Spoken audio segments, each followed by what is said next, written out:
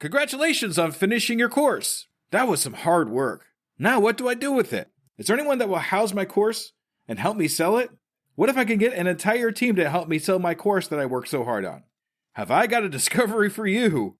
The Great Discovery not only has a place for your course, but a network of affiliates that are eager to sell your hard-earned course creation. Want to make a little more money so you can build your course or invest in yourself? Opportunities for all this and more await you at The Great Discovery, or go to tuepodcast.net/discovery for more information. Once again, that's tuepodcast.net/discovery for more information about how to join The Great Discovery now. This is an Undiscovered Legacy production. Just keep going, keep pushing through. Know your target market and the people you want to serve. Just keep going. Just keep going. You have to schedule it. Focus on what you're doing. Always respond to criticism with professionalism. Focus more on building yourself. Don't ever give up. Finish it yourself.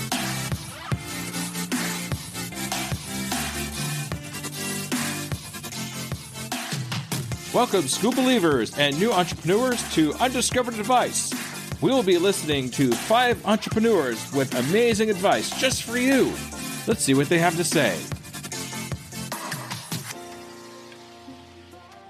Yeah, I appreciate Jesse Blount asking me to put in a recommendation for a book on business. And the one I'm picking is Donald Miller's new book, How to Grow Your Small Business. It's a 6-step plan to help your business take off.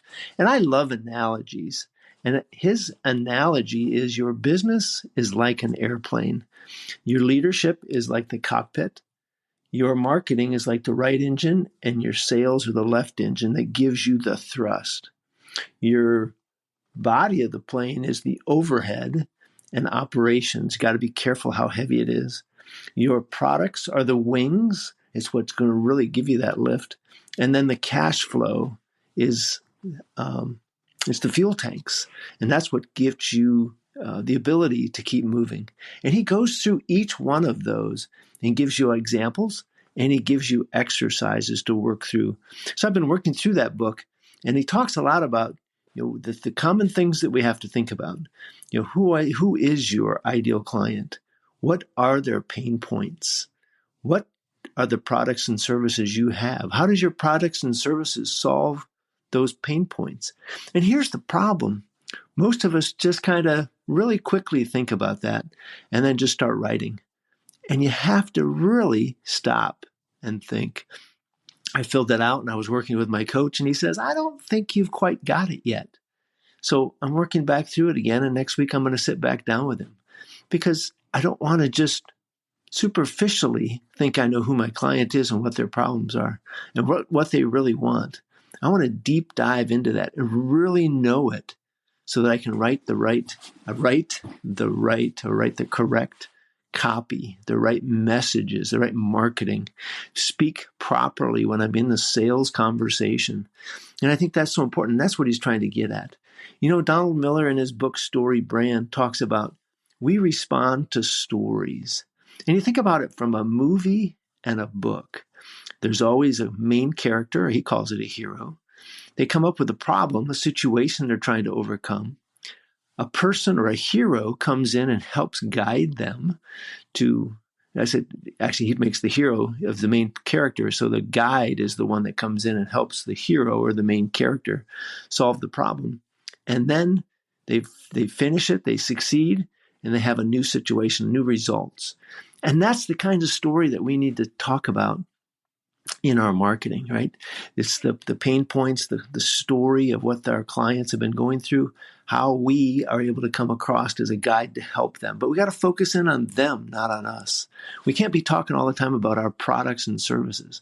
We got to talk about them. That's what excites people.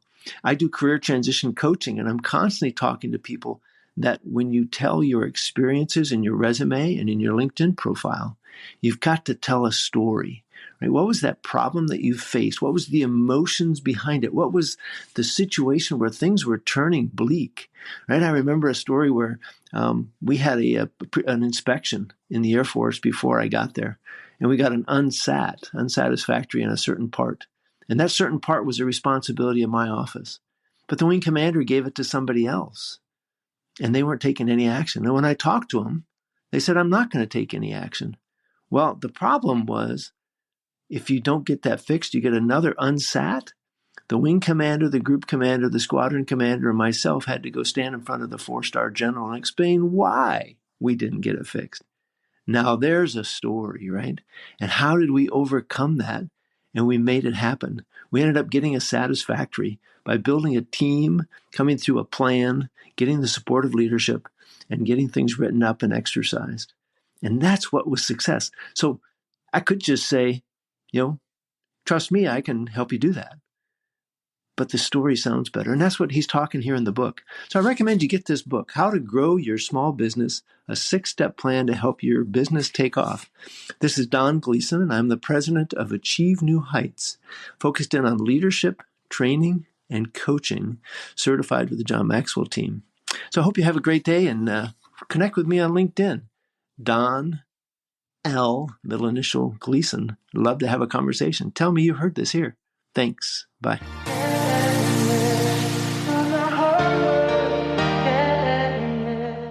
Hi Jesse, it's Jen. I just wanted to give my tips from my experience so far as a entrepreneur, from my perspective, from coming from frontline emergency services, is try to relax within your role. You don't have to mask and hide your own true personality within your business, because it's you. You are the brand. It's you behind the front of your business. And by being yourself and being more personable without the formal speech and the professionalism, of course it's important to have that. But people buy from people. People work with people. And that's when relationships are formed, by knowing that we are all human. We all have emotion. We all have a laugh together. And that's where you're going to build those true connections. So don't be afraid to be yourself. The corporate world, coming from a workplace to your own business, can be really difficult, because for so many years it's drilled into us to be professional. And yeah, it's important, but also it's important to be yourself and to feel like you can relax in your workplace, and that inevitably will lead to happiness. And when you're happy, you project a different energy and you bring a different vibe to the whole workplace, to the whole business. And that's really important for a successful business owner.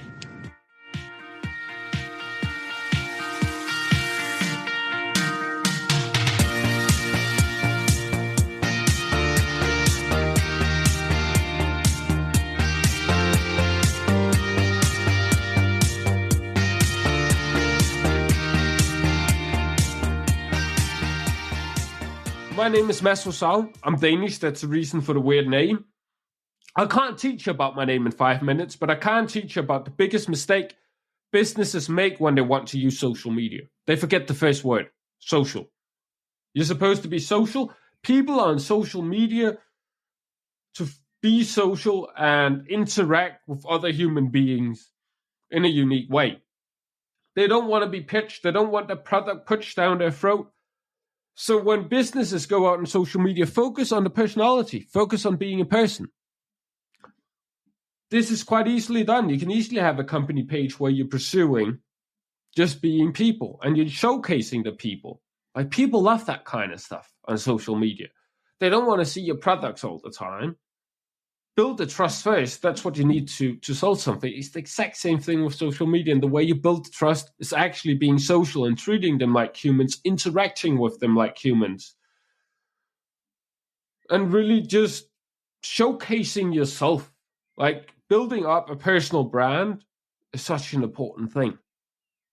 Because there are always not a person that does the exact same thing as you, but they're not the exact same person as you. And I just want you to let that sink in for a little bit. Because that's really the easiest way to differentiate yourself, is to have a personal brand. And just go out there and showcase yourself. And going into that, like, one of the platforms I believe any business owner should be using is LinkedIn. And go out there and showcase them their personality and what they're capable of in their specific area of expertise. Simply just because you're able to be form relationships with other business owners in your niche and get an understanding of how to actually become better and form a group of people that want you to become better. That's experts within the same niche you're going to be able to ping pong ideas of. Another great platform, I think, at least me personally, overlooked very much was TikTok. And that was right until I learned the feature where TikTok apparently has an in-store app. You can sell physical products like a book or like a course. And then you can make videos about this course, this book. And TikTok takes a commission, which makes TikTok can make a lot of money from your video. Besides that, when it comes to other platforms I think you should use, I think you should ask yourself, what kind of content do I like making? And what kind of platforms do I like using? And then pick the platforms you like to use where your content, the type of content you see, is the type of content you want to make. So it's very easy to get started on social media. It's not rocket science. You want to just make it as fun and easy as possible. That's one of the things we try to do for our clients, is to help them to make a fun and easy content strategy. Because if it's hard and difficult, you won't get it done. But fun and easy, you will. So don't overthink it. Like many other things in business, just do it. The best day to start on social media is right now, because there is no perfect time to do it. So with that being said, make sure to connect with me on LinkedIn if you want to learn more about how you can improve your social media. If you have any generic questions, I love that as well. That's how we become smarter, at least me. Thank you very much to Dr. Scoopy for letting me be on this show.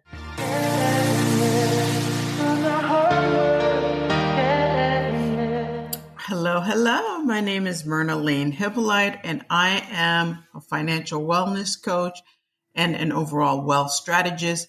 And I help powerhouse individuals turn their amazing income into their first $1 million in net worth, even if they're new to investing in the stock market and are not financial pros.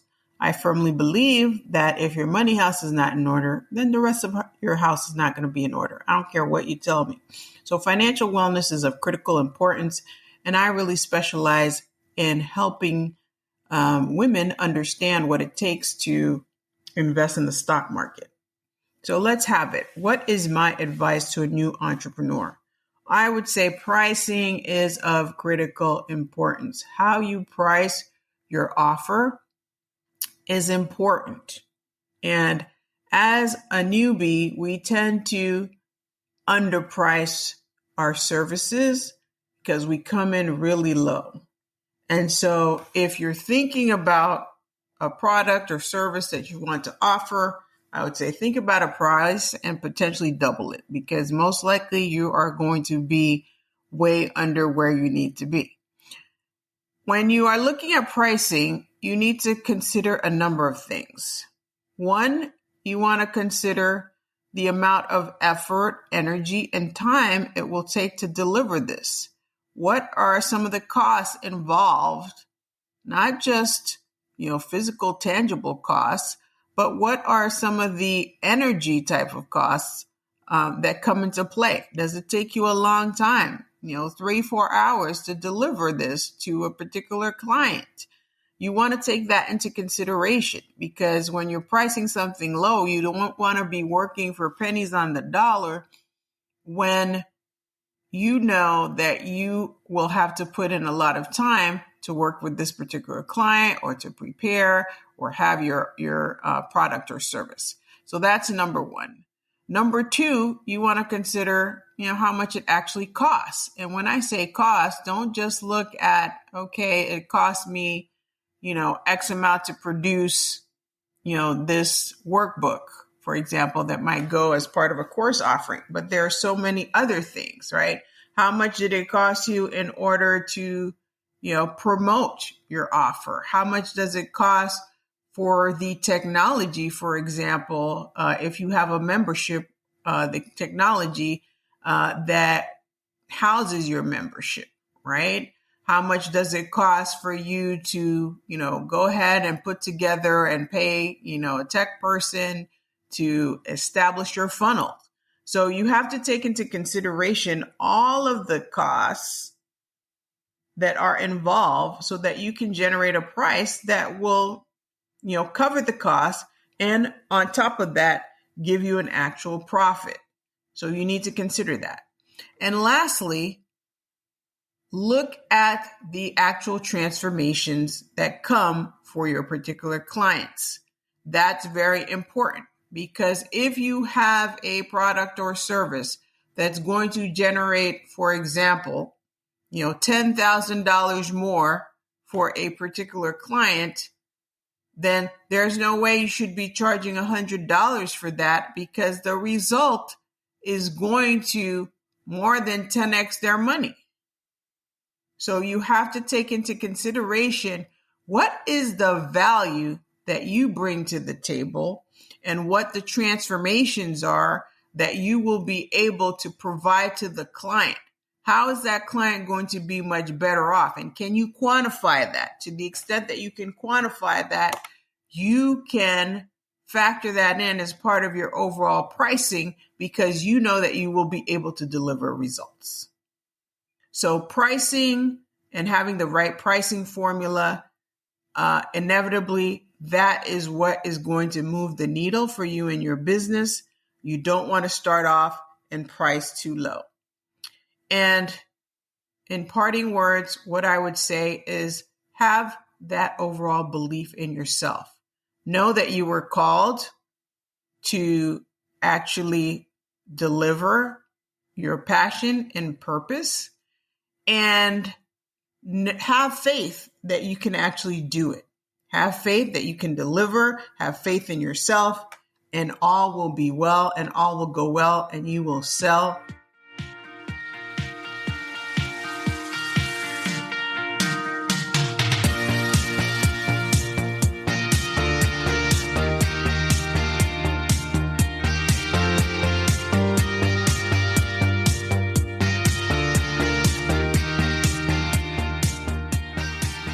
Hi, I'm Polly Hearsey, and I am a nature-inspired and energy-led business design mentor.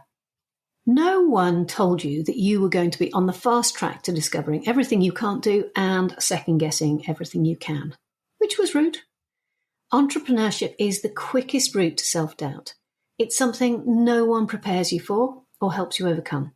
And that's what I want to share in this little snippet of advice to get you through the maelstrom and reaffirming your decision to walk this path.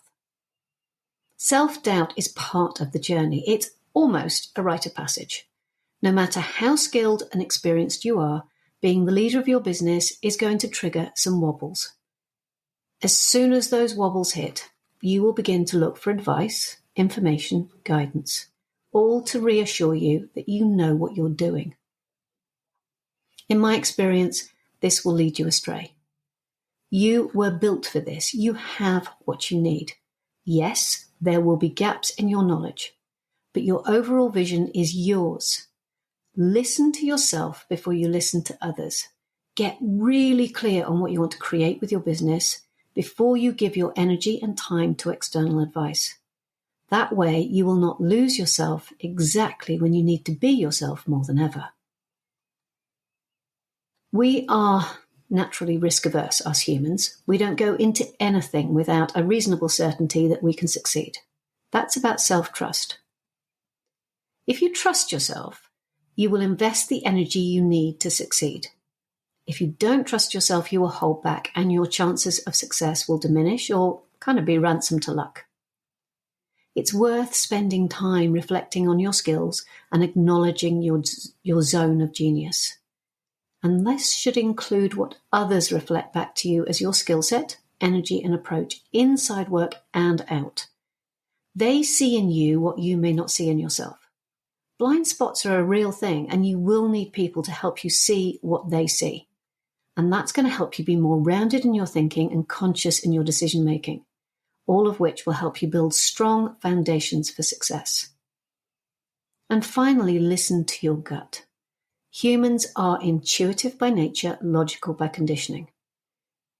Intuition and logic are actually natural companions, but they need equal credence.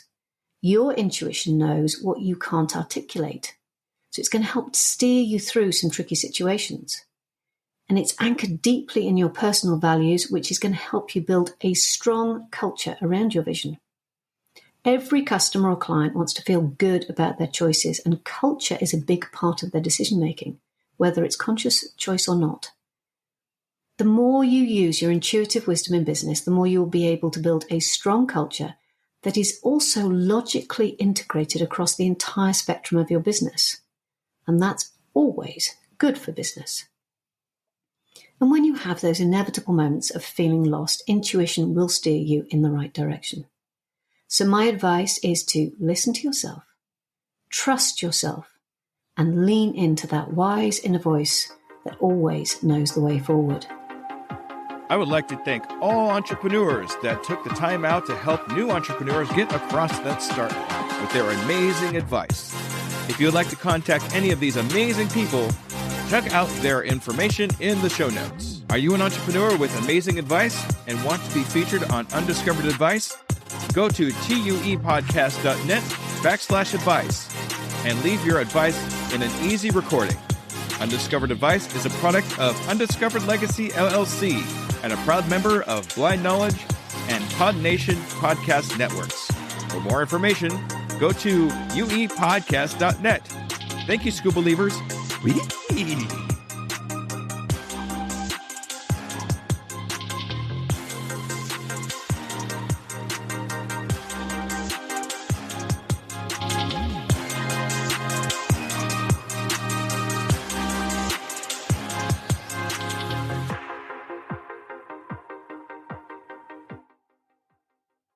Do you find yourself faltering when speaking in public?